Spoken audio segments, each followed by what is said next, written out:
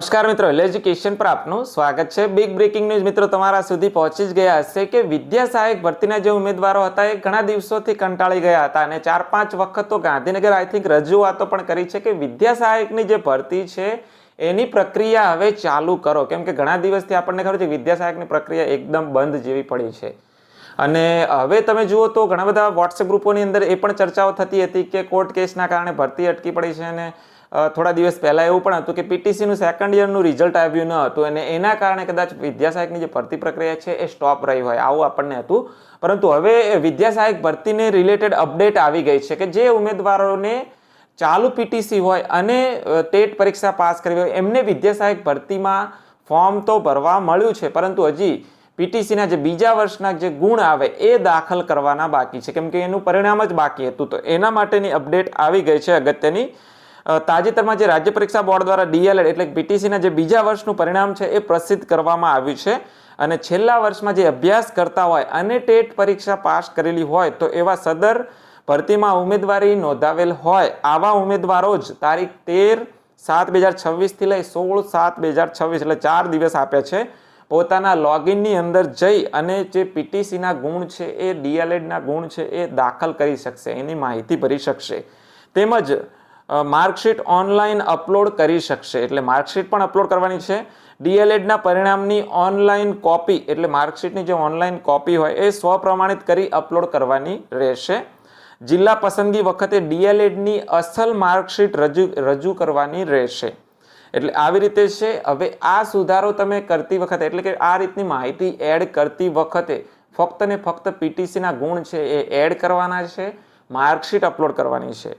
તેમ છતાં આના સિવાય અન્ય કોઈ પણ પ્રકારની વિગતોમાં સુધારો કે વધારો કરવાનો નથી અને કોઈ ઉમેદવાર આવો સુધારો વધારો કરશે તો એ માન્ય પણ રહેશે નહીં, ગ્રાહ્ય પણ રાખવામાં આવશે નહીં, કેમ કે આપણે અરજી પત્રક અગાઉ સ્વીકાર કેન્દ્રો પર સબમિટ કરાવી દીધું છે અને એમ પણ ચિંતા કરવાની જરૂર નથી, કેમ કે હજી પ્રોવિઝનલ મેરિટ યાદી બહાર પડવાની બાકી છે। જ્યારે પ્રોવિઝનલ મેરિટ યાદી બહાર પડે છે ત્યારે જે અગત્યની વિગતો હોય છે એની અંદર તમે ચોક્કસ સુધારા વધારા કરી શકશો। આ સિવાય પણ અગત્યની નોટ આપી છે કે જે પીટીસી ચાલુ વર્ષ હોય એમને તો ઠીક છે, પોતાના લોગિનની અંદર આવી રીતે ગુણ દાખલ કરી શકશે, માર્કશીટ અપલોડ કરી શકશે, પરંતુ એ સિવાયના અન્ય ઉમેદવારો છે એમને પણ પોતાના લોગિનની અંદર જઈ અને એ પણ કોઈ પણ પ્રકારના સુધારા વધારા કરી શકશે નહીં, અથવા તો કોઈ પણ પ્રકારના સુધારા વધારા કરે પણ છે તો પણ માન્ય રહેશે નહીં, ગ્રાહ્ય રહેશે નહીં। એટલે જે વખતે તમે અરજીપત્રક સબમિટ કરાવ્યું છે એ વખતે જે પણ પ્રકારની માહિતી હતી એ જ માહિતી રહેશે। તો આ રીતે મિત્રો વિદ્યા સહાયક ભરતી બાબતે નાનકડી બ્રેકિંગ ન્યૂઝ આવી છે। હજી આપણને ખબર છે ઘણા બધા સ્ટેપ બાકી છે, હજી તો કોર્ટ કેસ પણ ચાલે છે, આપણને બધાને ખબર છે, અને કોર્ટ કેસ સાથે જોડાયેલા જે ટેટની અંદર ફેલ છે આવા ઉમેદવારોને પણ ફોર્મ ભરવા દીધેલા છે, પરંતુ જ્યાં સુધી મને જાણ છે ત્યાં સુધી કોર્ટ કેસની તારીખ પે તારીખ આવતી રહે છે। કોર્ટ કેસ ક્યારે પતે એનો કોઈ સમયગાળો ફિક્સ હોતો નથી, એટલે ભરતી બોર્ડ ઈચ્છે તો ભરતી પ્રક્રિયા છે એ આગળ ચોક્કસ આગળ લઈ જઈ શકે છે, ભરતી પ્રક્રિયાને આગળ પ્રોસેસ કરી શકે છે। પ્રોવિઝનલ મેરિટ લિસ્ટ પણ બહાર પાડી શકે છે, પ્રોવિઝનલ મેરિટ લિસ્ટ બહાર પાડ્યા પછી વાંધા અરજી પણ હોય છે, તો આ બધી પ્રોસેસ છે, ફાઇનલ મેરિટ યાદી બનાવવી, આ પ્રોસેસ તો ચોક્કસ આગળ વધારી જ શકે છે। આશા રાખીએ કે અહીં જે 16 તારીખ સુધી આપ્યું છે આપણને કે પીટીસીના જે ઉમેદવારો છે જેમને ચાલુ પીટીસીએ ફોર્મ ભરવા દીધા હતા, તો આવા ઉમેદવારોને ગુણ અને માર્કશીટ અપલોડ કરવાની જે બાબતો છે એ 16 તારીખ સુધીમાં પૂર્ણ થઈ જાય। તો આશા રાખીએ કે 20 તારીખ સુધીમાં છે એ આપણું પ્રોવિઝનલ મેરિટ લિસ્ટ આવી જાય।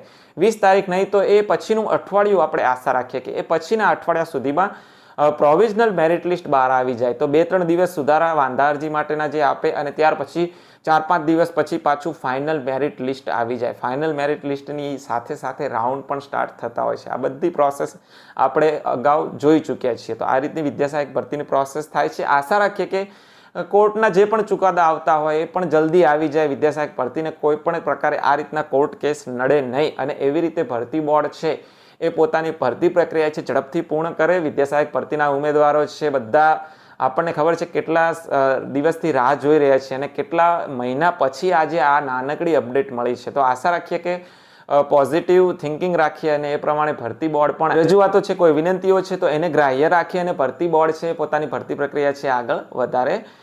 મિત્રો વિદ્યા સહાયક ભરતી related A to Z video મારી ચેનલ પર મુકાયેલા છે, તમને કોઈ પણ સ્ટેપની ખબર ના પડે તો આ તમામ વિડીયો છે વિગતવાર મારી ચેનલના જે આ વિડીયો છે એના વિડીયોના ડિસ્ક્રિપ્શનમાં તમને એ તમામ વિડીયો મળી જશે.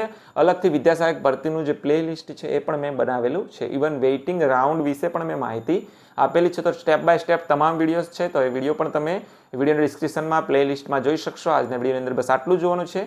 વિદ્યા સહાયક ભરતી વિશે તમને કંઈ પણ ખ્યાલ ના આવે તો કમેન્ટ બોક્સની અંદર અવશ્ય કમેન્ટ કરજો. ચેનલ પર નવા હોય તો ચેનલને સબસ્ક્રાઇબ કરી દેશો. વિડીયો સારા લાગે તો તમામ મિત્રો સુધી અવશ્ય શેર કરશો.